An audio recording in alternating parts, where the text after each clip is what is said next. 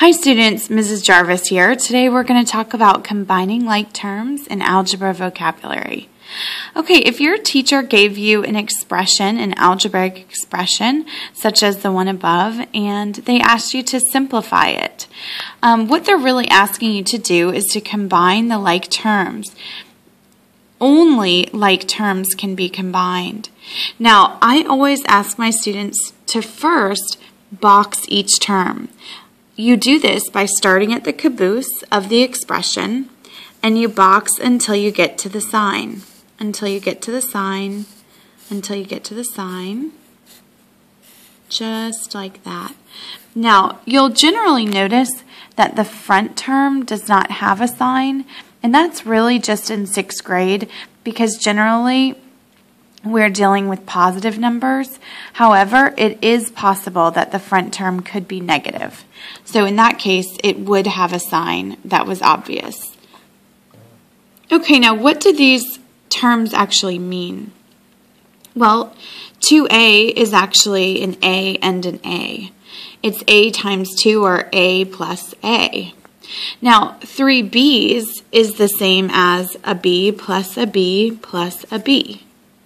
Now, take away an a is the same thing as just minus a. And then we have 2 more b's. We have a c, and we have the number 2. Now, you'll notice that the number 2 is not a variable, but it's a number that stands alone. This term is considered to be a constant. Now, the reason it's called a constant is because its value is constant. As you can see, these numbers are going to be changed according to the variable. So these numbers are coefficients, not constants. Constants must be alone. Coefficients are attached or being multiplied by a variable. So 2, in this case, is a coefficient, 3 is a coefficient, and 2 is a coefficient.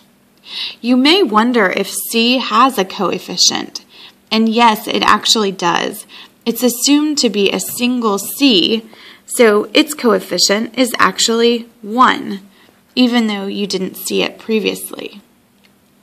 Now, which of these terms can I put together? Well, I have an A here with an A here, and then I'm taking away an A.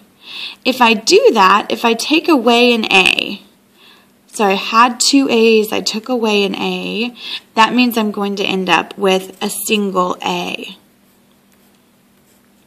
Now I have 1, 2, 3, 4, 5 B's.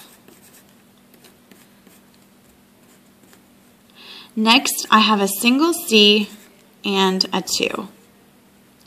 So, once I simplified my expression, I got A plus 5B plus C plus 2.